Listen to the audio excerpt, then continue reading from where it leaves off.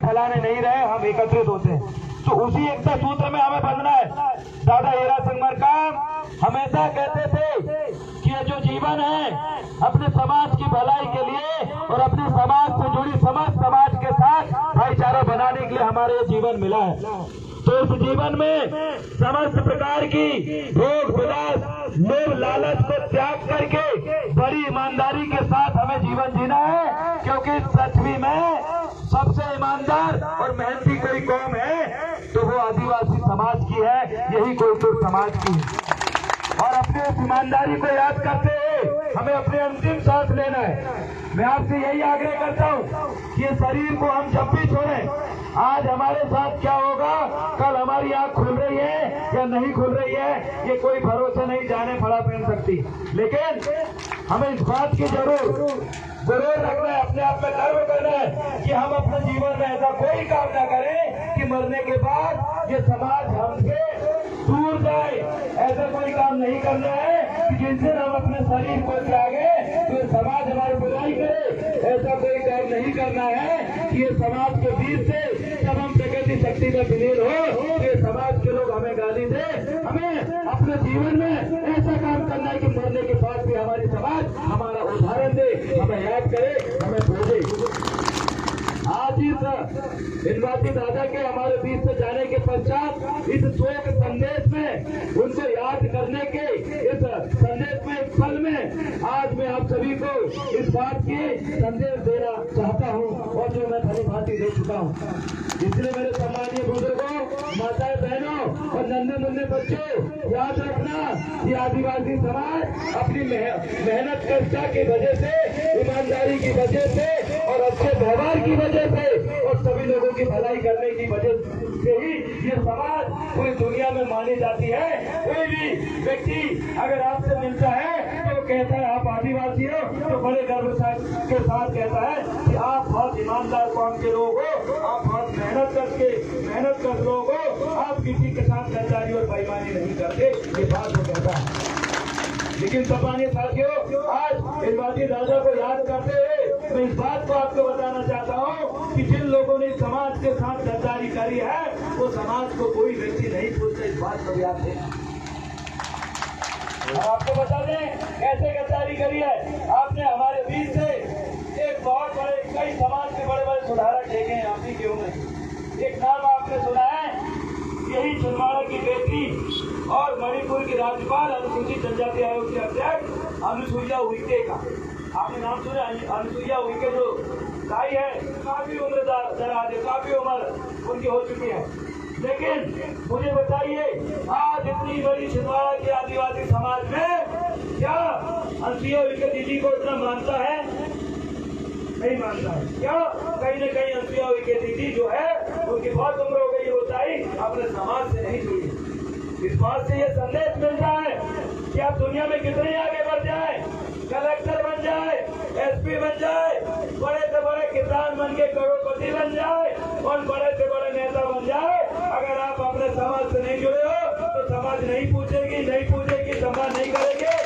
लेकिन आप अगर बड़ी तरक्की करके राज्यपाल बनने के बाद अगर आप अपने समाज के बीच में, अपने सुख दुख में अगर समाज के बीच में पूछ दे तो समाज बनने के बाद भी आपको फोटो को घर में लगा के पूछना। ये सोच समझे हमारे लिए युवराजी दादा के जाने के बाद इस परिवार में एक बुजुर्ग हमारे बीच से गए हैं और इस बात को हम याद कर रहे हैं। सम्मानीय युवराजी दादा है, उनकी परम आत्मा को हम शांति दें, जिन्होंने अपने पूरे जीवन अपने घर परिवार बच्चों के लिए दिन रात मेहनत करी है।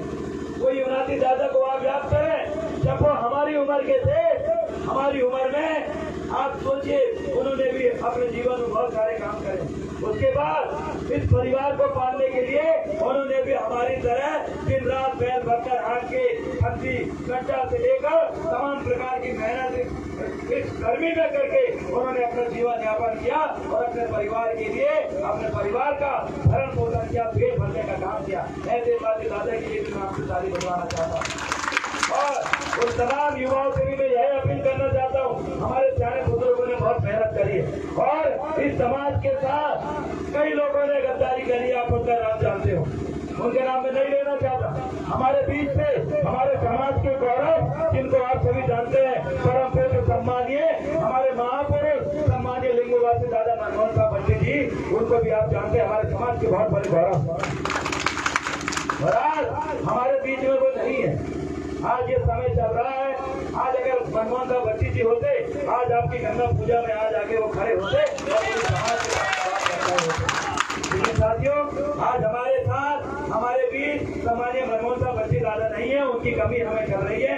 आज वो इस परिवार के साथ इस गाँव में भी आपके साथ बैठते, क्योंकि वो जमीन से जुड़े नेता थे, उन्होंने अपने स्वाभिमान के साथ कभी समझौता नहीं किया। उन्होंने एक बात कहा था कि मेरी मरने की खबर आ जाएगी, लेकिन कभी फेंकने की खबर नहीं आएगी। इसलिए आप सोचिए, बच्ची जो हमारे बीच में नहीं है, कभी वो बिके नहीं, लेकिन बड़ी दुख के साथ इस बात को हमें कहना पड़ रहा है। यार उसी मनमोहन साहब बट्टी जी के मार्ग में चलने वाली कुछ हमारी बेटियां, वही बट्टी जी कैसे खत्म हुए, कैसे हमारे बीच से गए, आप तो इस बात को भी याद दिलाना चाहता हूँ। बट्टी जी भले कोरोना में जब अपन घर से नहीं निकल रहे थे, पुलिस वाले लाश मार रहे थे, उस समय मनमोहन साहब बट्टी जी कोई भोपाल के अस्पताल है, जिस अस्पताल का नाम है चिरायु अस्पताल, वो चिरायु अस्पताल में बट्टी जी थे। और जब वहाँ पर गए तो बड़े षड्यंत्र पूर्वक हमारे बट्टी जी को इंजेक्शन सुलोपाजन जहर दे के मार दिया गया था। बताइएगा, जहर दे के मार दिया गया था। आपको पता होना चाहिए। तो जब ये समाज को पता चला कि बट्टी जी हमारे बीच में नहीं रहे, बट्टी जी कहाँ गए, तो जब पता चला मेरे साथियों कि भोपाल में जिस अस्पताल में बट्टी जी खत्म हुए थे, उसी अस्पताल में भाजपा का एक बहुत बड़ा नेता रुका हुआ था, और उस नेता वही अस्पताल में रुका हुआ था। और जब समाज को पता चला तो पूरी समाज में हाहाकार मच गया, मेरे बट्टी जी कैसे खत्म हो गए। तो पूरी समाज ने, हमने आवाज सुनी, समाज ने कहा कि ये भाजपा के लोगों ने हमारे बट्टी जी को हमसे छीन लिया, इससे अब जरूर बदला लेंगे। इस बात को समाज ने कही थी। और आज हमारे बीच में बट्टी जी नहीं है, आपके बीच में यहाँ पर बट्टी जी होते। अगर ये भाजपा के लोगों के षड्यंत्र की वजह से बट्टी जी खत्म नहीं होते, तो आज बट्टी जी को इस भाजपा सरकार के कुछ नेताओं ने षड्यंत्र बना के मार दिए हैं। और आज मेरी सगा समाज आपसे मैं अपील करना चाहता हूँ, हमारे बट्टी जी को मारने वाले लोगों का बदला आप देना चाहते हो कि नहीं? हमारे बट्टी जी को हमसे छीनने वाले लोगों से आप बदला लेना चाहते हो कि नहीं, बताइए मुझे। अगर आप हमारे दादा मनमोहन साहब बट्टी जी को जिन लोगों ने षड्यंत्र पूर्वक मारा है, अगर आप उनसे बदला लेना चाहते हो तो आपको ये बीजेपी और कांग्रेस को वोट नहीं देना, मात्र गढ़वारा को वोट देना, यही बदला रहेगा।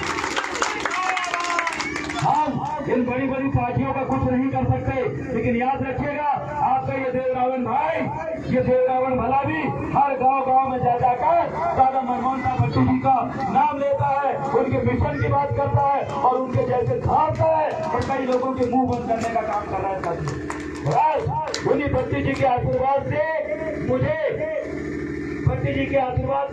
मुझे 3 नंबर में एक ब्लैक बोर्ड चिन्ह मिला हुआ।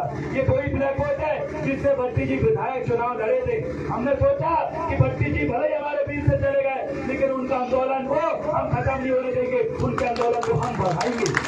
और उसी आंदोलन को बढ़ाने के लिए आज आपका ये भाई आपके अमरवाड़ा विधानसभा से बट्टी जी के स्थान पर विधायक के लिए खड़ा हुआ है। और मैं हमारे समाज से ही ये अपील करता हूँ कि मुझे अगर इस समाज ने आशीर्वाद दे दिया तो मुझे अमरवाड़ा का विधायक बनने से कोई नहीं रोक सकता।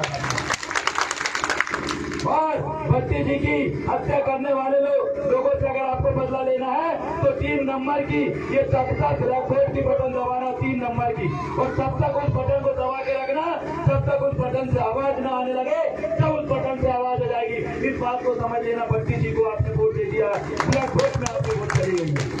मैं आपसे अपील करता हूँ कि हमारे बट्टी जी को एक भाजपा नेता ने कहा था कि मनमोहन साहब बट्टी जी को हम जो है जिंदा जला देंगे मट्टी तेल डाल के। और जिस भाजपा नेता ने इस बात को कहा था, आज हमारी समाज के बेटी बीजेपी में जाने के बाद बट्टी जी को जिंदा जलाने की बात कहने वाले लोगों के साथ घूम रही है। बड़ा दुख होता है मेरे साथियों, ये समाज का दुख होता है। ऐसे लोगों को हम सबक सिखाने का काम करेंगे साथियों। और आज मेरे नाम पे ये अमरवाड़ा में बीजेपी और कांग्रेस के लोगों ने FIR दर्ज करवाया, आज मेरे नाम पे। अभी मेरे को सूचना मिली है कि देवरावण भला भी जो गोड़वाना का नेता है, इसके नाम पे एक FIR दर्ज हुई है। पता है ये बीजेपी कांग्रेस के लोगों ने मेरे नाम पे FIR क्यों दर्ज करवाया? क्योंकि मैं बहुत तेजी से काम कर रहा था, समाज के बीच में जा रहा था, आंदोलन कर रहा था। और इन लोगों की मैंने कई सारी जो इन लोगों का घमंड है वो चकनाचूर कर दिया था। तो इन लोगों ने मेरे ऊपर एफआईआर दर्ज करवाया कि ये पता क्या दर्ज करवाया उनने लिखे हैं कि देव रावण भलावी मनमोहन साहब भट्टी के पद चिन्हों पे चलकर हिंदू धर्म का नुकसान पहुंच रहा है और ये भट्टी जी जैसा काम कर रहा है, इसलिए इसके ऊपर एफआईआर दर्ज करो। मुझे बताइए, भट्टी जी जैसा काम करना क्या कोई गुनाह है? भट्टी जी के मिशन पे चलना क्या कोई गुनाह है?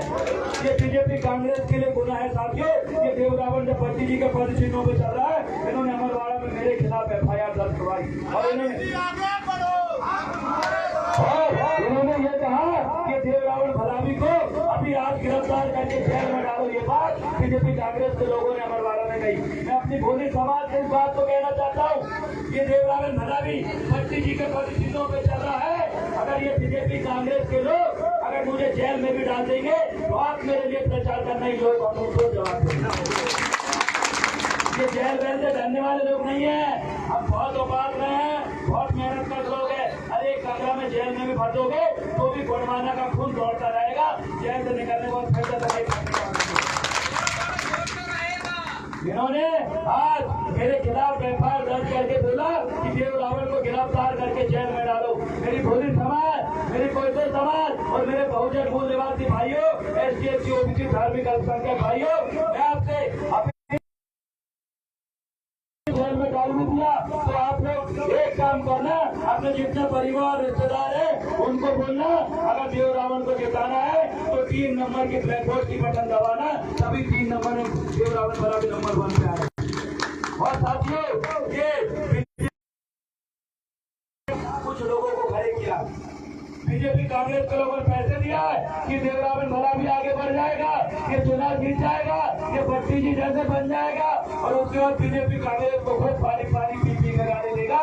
इसलिए इन लोगों ने 2 लोगों को मेरे खिलाफ खड़ा किया है और खड़ा करके ये लोग मेरी वोट काटना चाहते हैं। लेकिन मेरी समाज से आवेदन करना चाहता हूँ और आप मुझे जिताइए और उसके बाद हमारा जो सिंधी का और जो बाकी काम हमारे रह गए उसको हम कंटिन्यू करेंगे। ज्यादा लंबा ना बोलते हुए मेरे को अभी पतालकोट जाना है, इसलिए मैं पुनः याद दिलाना चाहता हूँ। आप ये मामले आपसे निवेदन करना चाहता हूँ कि भट्टी जी की राह में चलने की वजह से मेरे नाम पे पुलिस वाले एफआईआर लिख रहे हैं और बीजेपी कांग्रेस वाले जेल में डालने की बात कर रहे हैं। इसलिए आप अपने मोबाइल फोन उठाइए और जितने भी रिश्तेदार आपके अमरवाड़ा में रहते सबको फोन लगा बोलिए कि देव रावण को पुलिस वाले अगर जेल में डालेंगे तो अमरवाड़ा में हम बहुत बड़ा आंदोलन करेंगे। इस आंदोलन में प्यारे बुजुर्ग माता बहन सब लोग पहुंचेंगे। देव रावण को अगर आप जेल में डालोगे सबक सिखाएंगे और आपको मेरा प्रचार आपको खुद करना पड़ेगा। ऐसी आशा और उम्मीद के साथ मैं अपनी बात में विराम देता हूँ और आज मैं कहूँगा इनवासी दादा अमर रहे, इनवासी दादा अमर रहे, दादा मनमोहन साहब भट्टी जी अमर रहे, दादा मनमोहन साहब भट्टी जी अमर रहे। अरे अब की चोट करारी है, अरे अब की चोट करारी है।